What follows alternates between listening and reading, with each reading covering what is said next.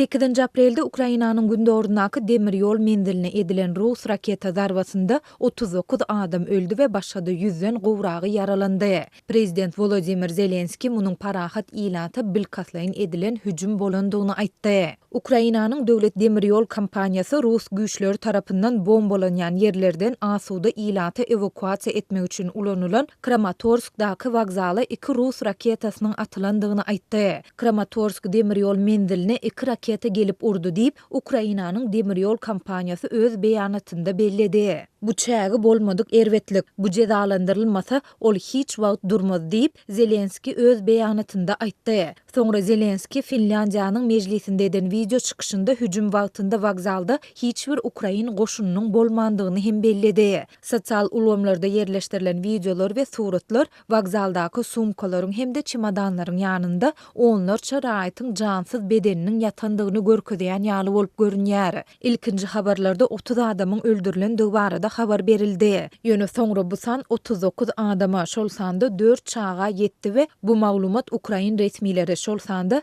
Donetsk Sewit harby dolandyryş gullugynyň başlygy Pavlo Kirilenko tarapyndan tasdiklandy. Kramatorsk şäheriniň häkimi Aleksandr Hancharenko hüjüm wagtynda wagzalda 4000 töweregi adamyň bolandygyny hem aýtdy. Russiýanyň Gorunmak ministrligi hüjüme Russiýanyň jogapkärligi baradaky aýplamalary reddetdi. Rus dilinde çağalarymyz üçin diýilen ýazgy ýazylan uly raketanyň galındylary wagzalyň esasy binasynyň gapdalynda ýatyr. Men adamymy gözleýärin, ol şu ýerdedi. Men onuň bilen habarlaşyp bilemok diýip bir aýal AFP habar gullugyna beren maglumatynda aglap telefonu gulagyna tutdy. Men wagzaldadym. Men 2 gezek diýen ýaly partlama sesini eşitdim. Men gorunmak üçin diýwara tarap ylgydym diýip aljyraňlyga düşen başga bir aýal aýtdy. Bu hüjüm Ýewropa Komissiýasynyň prezidenti Ursula von der Leyen, Ýewropa Birleşiginiň ýokary derejeli diplomaty Josep Borrell we Slowakiýanyň premier ministri Eduard Heger Zelenski bilen gepleşikler geçirmek üçin Kiýewe baran mahaly boldy. Heger Twitter'da paýlaşan tweetinde Zelenski we onuň hökümet üçin sowda hemde gumanitar kömek teklipleri bilen gelendiklerini aýtdy. Heger'iň sözlerine görä munyň bir bölegi dänäni şol sanda buğdaýy daşamak üçin mümkinçilikleri hödürlemekden ibaret.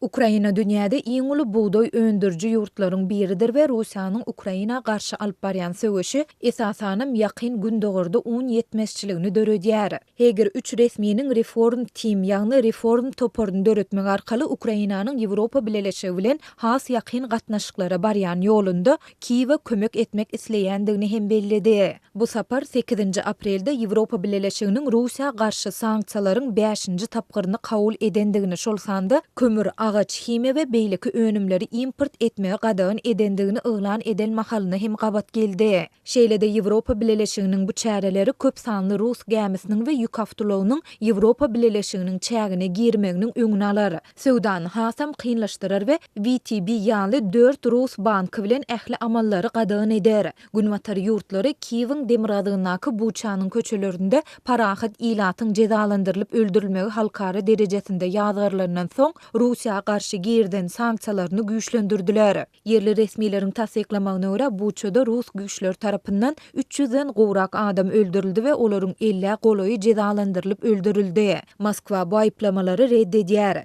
Zelenski 7 aprel günü giýişlik Kiýewiň Demiradyk günwataryndaky başga bir şäherde Rus güýçlerinden halas edilen Borodyankada bolan zatlaryň Buçadakydan hem aýlygançdygyny aýtdy.